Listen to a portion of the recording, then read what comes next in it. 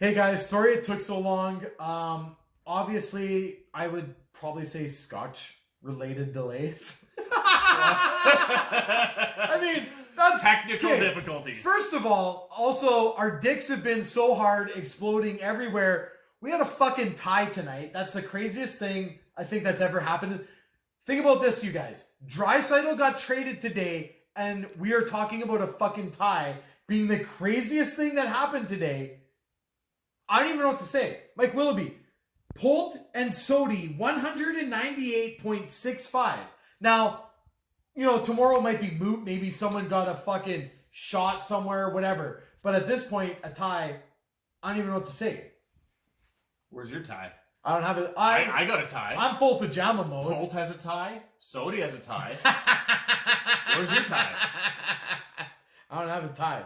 No tie for this guy. I mean, that's incredible. I can't believe 198.65.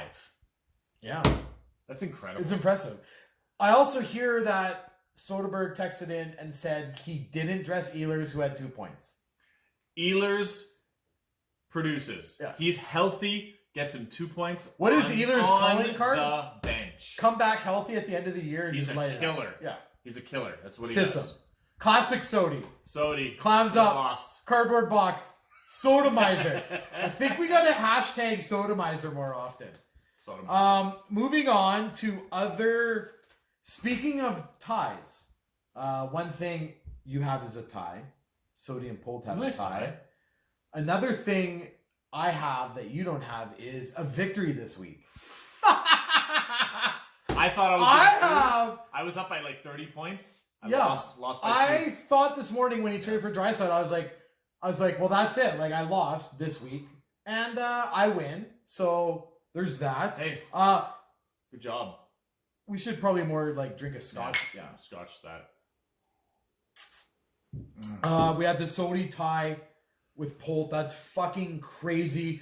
Furious comes back. What do you put up, like 68 points against? I'd like to say that Blair was chirping. You did chirp. He was chirping hard. He called it. He's like, "Oh, I've got the win. I've got the win already."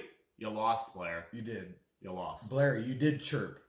But I think that chirp was more towards Johnny. He did mention Johnny. You did. Blair's campaigning to not be the Wilbury. He thinks John Burry deserves the Wilbury. Blairberry? The Blairberry. No, I've got that right here. Anyways, moving on. Wade lost to Matt, which at the beginning of the week, the projections had Matt losing. Even midweek, Matt made that trade. Matt got some players with more gains, and he pulls out a victory, and that's a big victory. 30 points, 30-point victory. But it's big in the standings. Yeah, those standings have just been flip-flopping. I mean, standings in our division? In the Wit Dog Conference. Yeah. Like the Blake Biz Nasty Conference. Playoff. Yeah, big playoff. Soft dump. He just cruised. Not a real big... Pugliarvi beats Johnny and just like a meh. Whatever. These guys... Trade Draisaitl, don't need him. Yeah, still beats Johnny. Slaughter. That goes to show you how bad Johnny's team is. And you know what? You look back... Johnny could have made the playoffs easily. 8 weeks ago, Johnny could have been ahead of Polt and bring the cup. I was cheering for you, rusty, pricey, foxy nurse. I thought you had a good draft, and you were like 2 trades away from competing. Blew it up. I don't know, man. Gonna score less points than Blair. Got raped by Blair. Ooh. Lead runner for the John Burry.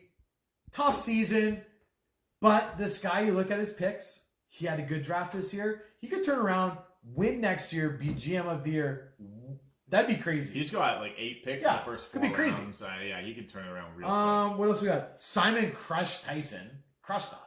That's not even fair, man. Like, can you imagine? What are you gonna do? Can you imagine having McKinnon and McCarr and just getting crushed? McKinnon, what are you gonna do, man? McKinnon, McCarr, Panarin, and getting crushed. And Colorado is what, 30-14 on the league wagon. in the year? Wagon. Yeah. Certified wagon. So we'll stop here just because I have it written down here and it's easy for me to follow. A question from the champ. Does Wilbury feel he has any competition after your most recent trade. Absolutely. The top 8, anyone can beat anyone. The last 4 weeks, I beat this guy. I play him this week, he beats me. Yeah. What are you gonna do? That's fantasy. It's one. You had it's one parity. One game with Draisaitl. Yeah. I'm not confident. I don't see that Polt. I can beat anyone any week. Fair enough. Are you being honest? Or are you being nice? I'm being honest. I mean, because you're the kind of, I just you lost. also said that if lost. you win, you're going to be like Ruxin. For anyone who's seen the Absolutely. league, it's going to be gross. You're going to be flashing your dick, talking shit. I am going to have sex with the championship trophy if I win it. Yeah, and you'll see it. So I'll post those videos. Like I feel like you're just being nice. I mean, it'll be nice. It'll be elegant. I'll light some candles. I don't know if you some have incense. any. I don't know if you have any it. fucking competition. And you'll see it. So guys, I would like to talk about the schedule. Week 19 finished. Playoff complications. So obviously Scotch is involved, but Wilbury and I feel like we came up with a pretty good schedule. If anyone really hates it, let us know.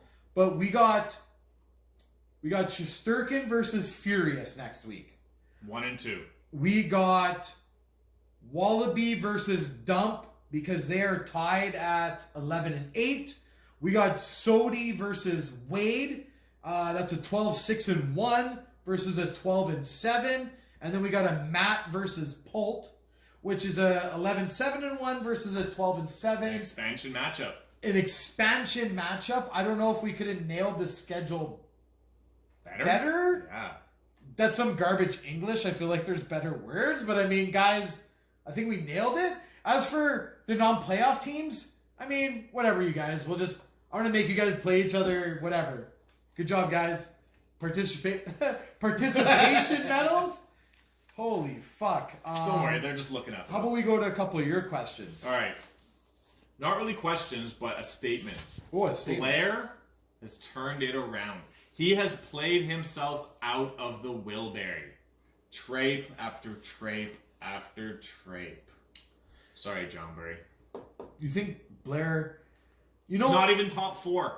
Yeah, and what's funny is I feel like all season I was the one that when everyone was like, oh, Blair Wilbury, and I was like, I don't think he is. Like, he's garbage. Like, let's not... Worst team by far. We haven't had a team as bad as Blair Arizona in the history of the league. Garbage. Absolute garbage. Future's looking bright. But for what he wanted to accomplish, he's going to be garbage next year too. Let's be honest. Garbage next year. But what he wanted to do was set like a dynasty, give himself like a 4 or 5 year window, and he's done that in a sense. So kudos to him. Predictions for the best teams 2 years from now. 2 years. Do you want me to go first? I want you to go first. Best teams 2 years from now. So that's a 2023 draft. So that's after this year, after the 2023 draft. So I would easy pickings. I'd like to say Sodi. Easy pickings. He's got 5. Hashtag sodomizer. But I don't think he picks 5 people in the first round. I think he trades at least 2 of their first rounds to go into that trade with elite keepers. That's what I would do. I wouldn't. Why? I would go for the hope of getting McDavid, Draisaitl, Kucherov, Vasilevsky, and Crosby, you're not who listening. I currently have. And then he would keep them. You know, if you keep the 3 lowest picks, like the best chances of that, and you trade the high ones, because he has guys that are going to be in the 13, 14 picks. They're like that; those are useless. So if you trade 2 of those away and you acquire a Mitch Marner, you keep him that year. Mm-hmm. You don't get rid. You know what I mean? Like, I think Sodi has the opportunity, whether he keeps those 5 picks or trades a few of them to stack his team prior to that draft. I think it's going to be a tough out against Sodi for a few years. I don't see Furious trading Marner. What? I don't see Furious. I'm just saying, like, that's an example. You're going to say, I don't say. The second team in the next 2 years... I mean, I hate to say it, but the fucking champ. I hate him. But for some reason, you fuckers just trade the champ. And he just gets it. He hasn't lost a trade. I haven't seen any Wade trade. I've lost Against trades. him. You've lost trades. Everyone's lost trades. I've never traded Wade. No one's lost a trade. But to we've Wade. all lost trades, yes. Wade That's has true. not lost trades. Not yet. It's crazy. So I just think that consistency is going to allow him to remain one of the top teams. So like, yeah, I'd take those two. Yourself?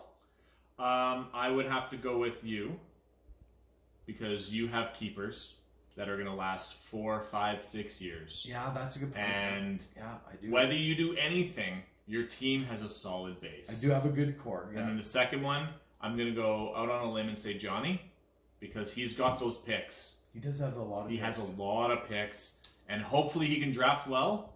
Well, he drafted well this year. And you know what I think Johnny is in a position to do? Like, in the off-season, prices are a little cheaper. There's lots of players out there. Like, Johnny can grab himself a couple high-end keepers and go into the draft with lots of picks. Like, he's in a good spot. There's other GMs that just haven't done anything for me to say that they can go up there. You know, they're just inactive.